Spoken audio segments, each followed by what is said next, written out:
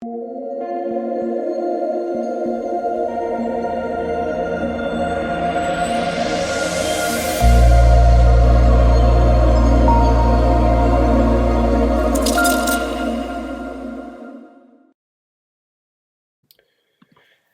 what is going on, guys? It's DK back at you with another video here to break down the two-game CS:GO main slate on Sunday.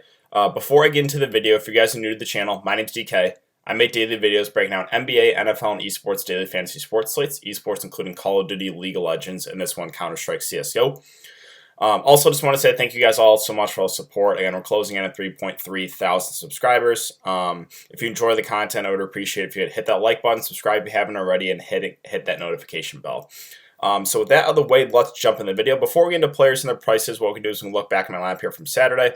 A little bit unfortunate. I thought we might get a 3 or 4 game slate here for Sunday, but they only made it a 2-game slate. They have a couple showdown ones or the early games, but yeah, so slightly unfortunate there. We can go over my main slate lineup. It was a complete disaster. Like, one of the worst. I think I finished in last place in this $33 tournament. Yeah, I think I literally finished dead last in this tournament. Absolutely terrible. I took a stand to try to fade ZywOo. Now, I was pretty surprised that he was only like 66% owned in this tournament. Now, sure, it was a 4-game slate. There's other options, but his price tag was so cheap. Again, I told you, just play him in cash games, but I took the risk. Obviously, it didn't work out, and ZywOo just continues to go off. He had another huge day. So, yeah, the Fnatic guys were low-owned, right? I knew they were going to be low-owned because ZywOo was going to be popular. 14% for Brolon, 9% for Crims. They just got 2-0'd. The Mouse Esports guys also got 2-0'd. The Vici guys were okay, right? They won, but all in all, it was just a terrible day for me, at least in the main slate. And the late slate won a little bit back here. This is only a 2-game slate. I did not include this in my video because the prices weren't out when I made that video, on Saturday, or Friday, I should say. But yeah, so I just went with a 3-3 stack here. So on the last spot there with Taco, I don't like playing Taco. It was him or TRK for me, and that was a toss-up. I played TRK a few times. I don't know if you guys remember. I played TRK in the captain spot one time and tried to get risky. It didn't work out for me. So I figured I would try Taco, and then, of course, TRK goes like 80 fancy points. If I play TRK here, I have an enormous day. I have a chance to like win a smaller tournament, but squeaked into the cash there again. I went the 3-man Fury stack with the 3-man MIBR stack. Right now, I honestly think Furia is the best team in CSGO. I just think they have the most talented roster. I watched a lot. I mean, I watch CSGO every single day, like multiple hours a day, and I really do believe that. I think right now Furia is the best team.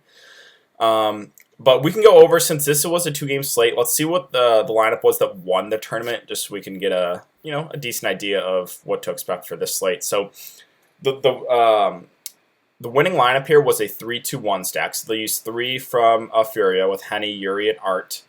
2 from MIBR, used Fallen in the captain spot. He had a really good day, obviously, and TRK as value, and then he used a one-off Cirque.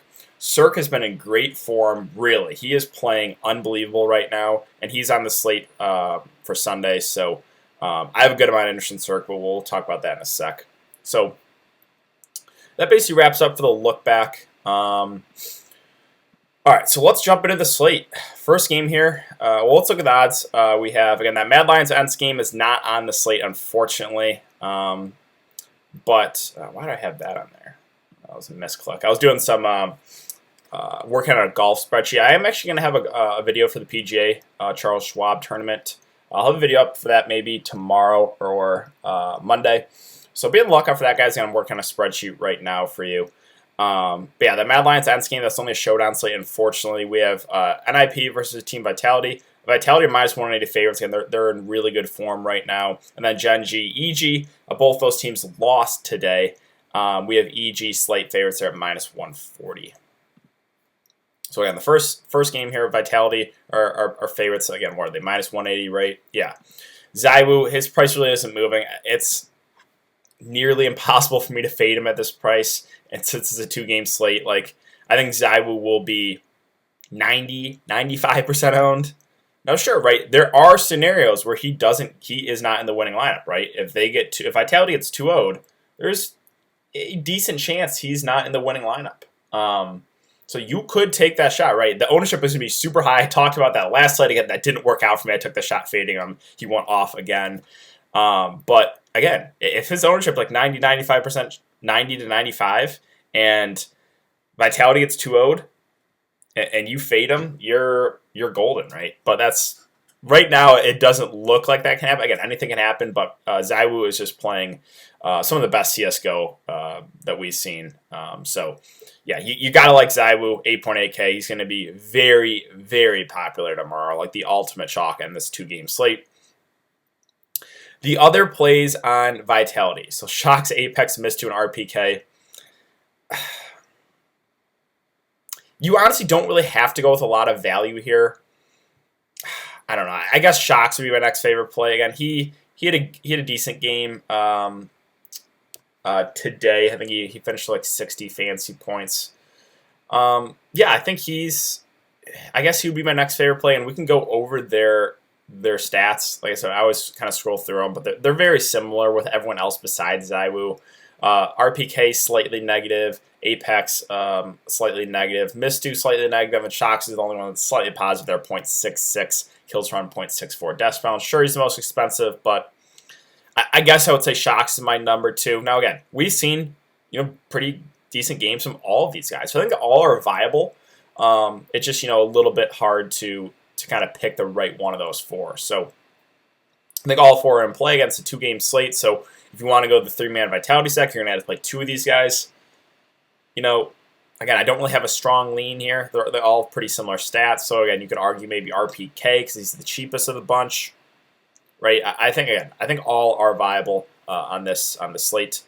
And then we have the NIP side. So we know ZywOo is going to be very, very popular, right? Like 90% owned. So just for that reason, that's going to make a lot of these NIP guys just lower owned. Now, sure, people maybe will use that NIP guy as like a one-off, but I don't think you're not going to really see a full like NIP stack. I don't think you're going to see a lot of get 2 NIP guys in someone's lineup, or even 3, right? If you play 3, that would be pretty contrarian in my opinion. But yeah, the guy that's playing the best right now for NIP is Knock. He is really, like, the games I've watched, he's been taking over games. He really has that ability right now. So I do like Knock a good amount. I also like Plopsky. Those are my 2 favorite plays. I know they're the 2 most expensive, but if you look at everyone on the slate, you really don't have to play a lot of value. So obviously, yeah, I'm going to like the top 2 guys there. If we look at their stats, they have pretty good stats. Knock at 0.72 kills per round, 0.62 deaths per round. Plopsky at 0.73 and 0.63, right? So those 2 are very similar.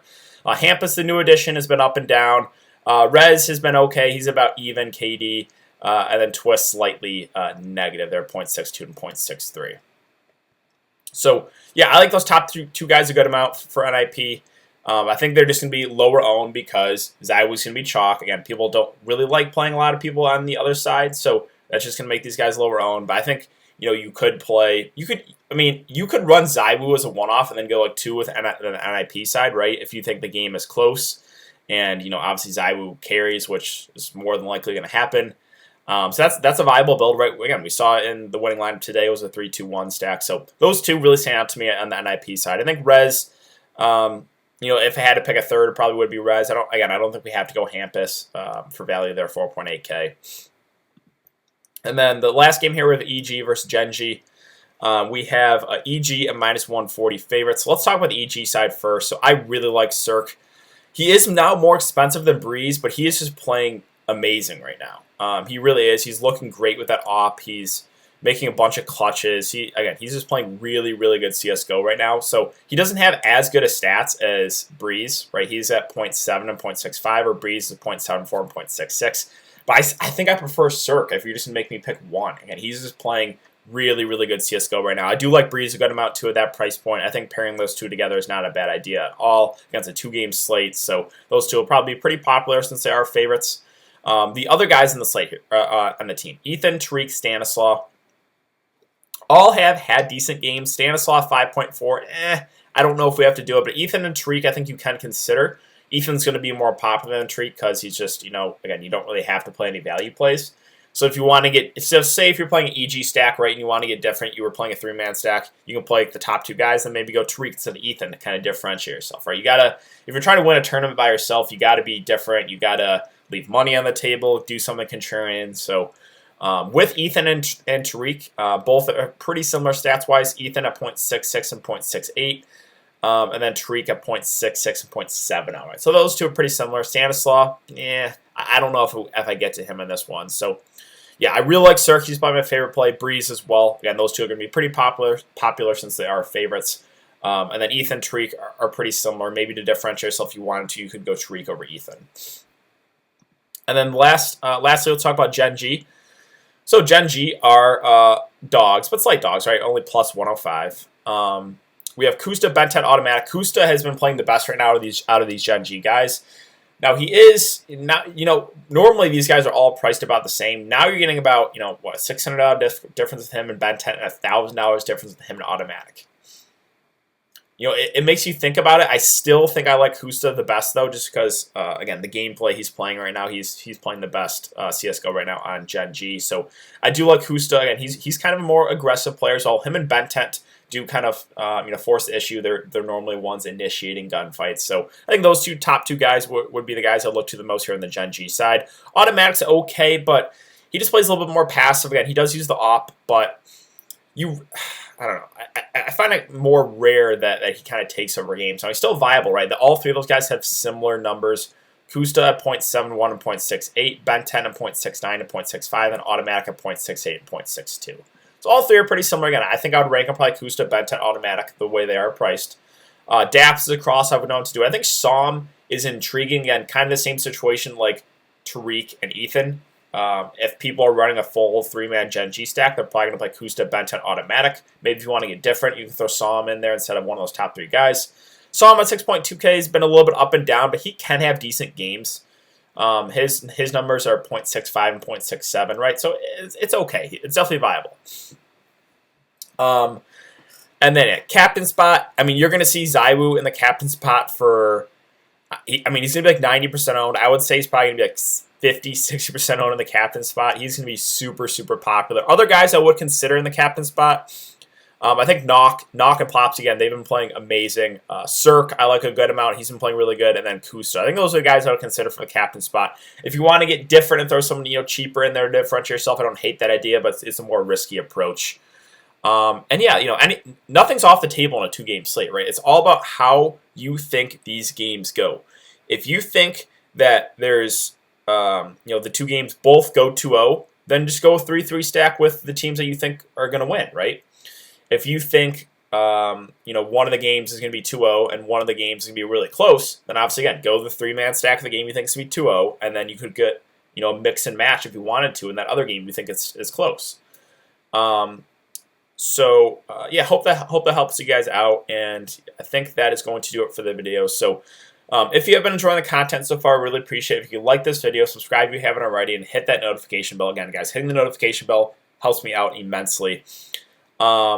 I will be back for another video to break down Monday's slate. We do have, I believe, a 3-game slate for CSGO. Also, again, PGA, Charles Schwab Tour. I'm going to have a video for that up soon. I'm working on a spreadsheet right now for you guys.